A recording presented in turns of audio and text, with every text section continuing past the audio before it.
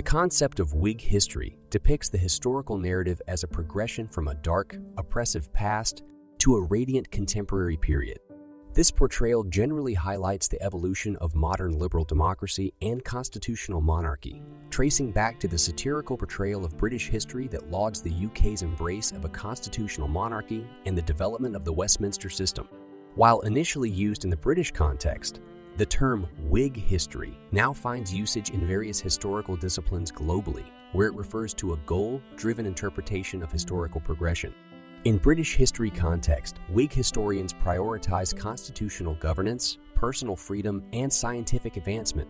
The term is often negatively used for historical narratives that depict a constant march towards enlightenment. In scientific history, Whig history is frequently used to denote a historiographic approach that highlights successful theory chains and experiments leading to the present theories, disregarding failed theories and dead ends. Whig history contributed significantly to modernization theory and the global distribution of development aid following World War II. Occasionally criticized for its potential detrimental impact on recipients, the term Whig history derives its title from British Whigs, Parliament supporters, and Tory opponents who favored monarchical power. However, notable British historian Herbert Butterfield, who popularized the term in his seminal work, The Whig Interpretation of History, targeted the 19th century school of history that glorified progress, often linking Protestantism to liberal views of liberty. Hence, Whig and Whiggish have acquired a common usage, serving as descriptors for all progressive narratives. H.A.L. Fisher suggested in his 1928 Raleigh lecture that historians were Whigs or associated with the liberal successor and produced balanced historical narratives. However, Butterfield criticized these simplified narratives for interpreting past events in light of present circumstances, lacking depth and complexity. This trend of Whig history was losing relevance by the time Butterfield's book was published in 1931. And subsequent historians rejected it for its presentist and goal-oriented perspective of history. Whig history is often criticized for its binary perspective, depicting characters as either heroes advocating for liberty and progress or traditionalist villains resistant to change.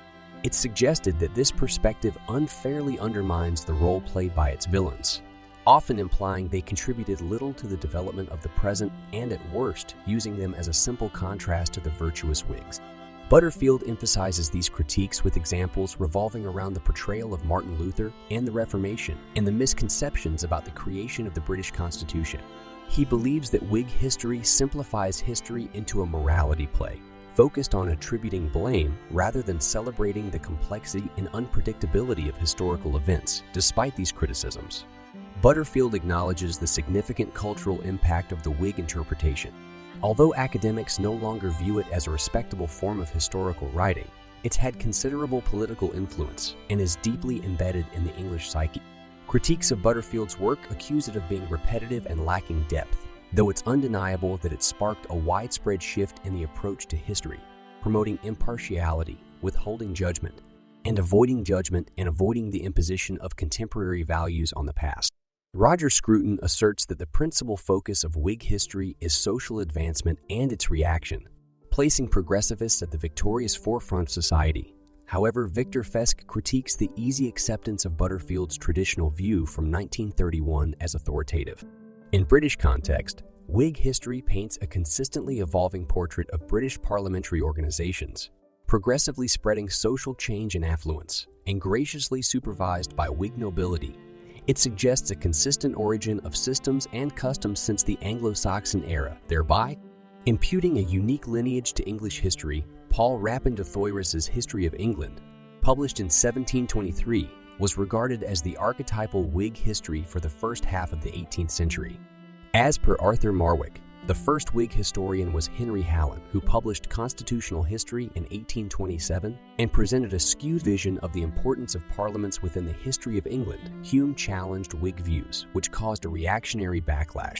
However, Hume's views remained unscathed, and by the early 19th century, some Whig historians began admitting Hume's views that had been dominant for half a century earlier.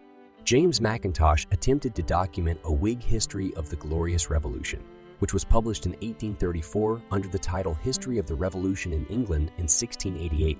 However, the landscape of English historiography changed when Thomas Babington Macaulay published his History of England. Using both Fox and Mackintosh's work as references, Macaulay's work was a huge success, and it replaced Hume's history, creating a new orthodoxy and providing a progressive view of history.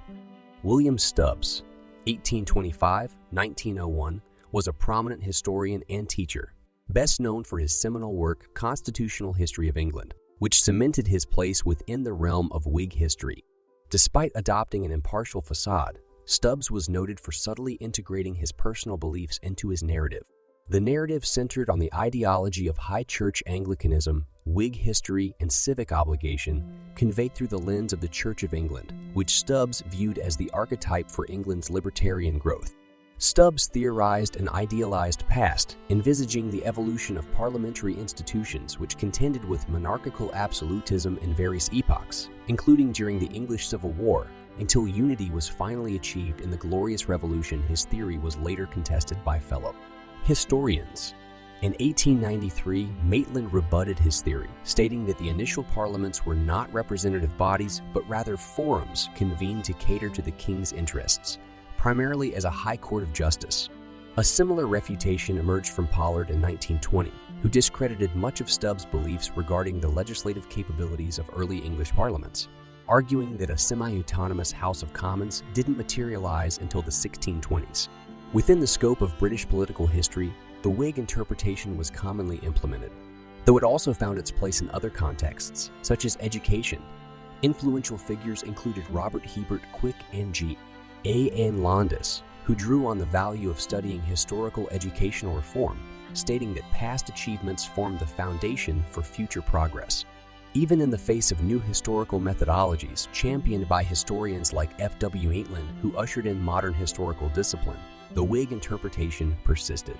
Writers such as Marwick mentioned the transformative work of Gardner, Seeley, Lord Acton, and T.F. Toote in the context of modernizing the teaching and study of history at British universities. However, the advent of World War I severely undermined the Whig history's underlying premise of continuous progress and betterment. Progressively, historians became wary of the Whig narrative. The devastation of the war spurred a shift in historical interpretation that left Whig principles floundering between crumbling traditions and the contemporary necessity for historical narratives to convey new messages. The historiography of science has been criticized for being heavily influenced by Whiggish history, a tendency to divide historical figures into those who contributed to the progress of truth, as presently understood, and those who stymied its development due to ignorance or prejudice. From this perspective, science is seen as a succession of triumphs over pre-scientific ideas. This approach has lent to negative evaluations of figures like Ptolemy, who centered the Earth within the universe, while praising those like Aristarchus, who asserted solar centrality within the solar system. However, such a viewpoint tends to overlook the historical context and available evidence during their times, such as the evidence supporting Aristarchus's heliocentric model or reasons for rejecting Ptolemy's geocentrist model prior to the 16th century. This Whiggish approach in the history of science is common in writings by scientists and general historians, yet frequently criticized by professional historians of science. Nicholas Jardine, for instance, speaks of a shift in attitude toward Whig historiography. In the mid-1970s, terms like Whiggish, hagiographic, internalist, triumphalist, and positivist came to be used as derogatory descriptors for grandiose tales of scientific progress. Post-Whig historians of science aim to establish a critical distance between science's history and its teaching, promoting a cautious approach to such grand narratives.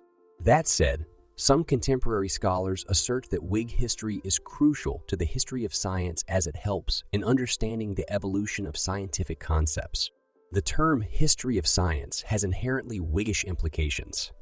While the meaning of science may be clear from the 18th and 19th centuries, it held a different connotation in the 17th century when fields like chemistry were intertwined with alchemy, extracting something akin to science as we understand it today from times before the 17th century could lead to significant distortion.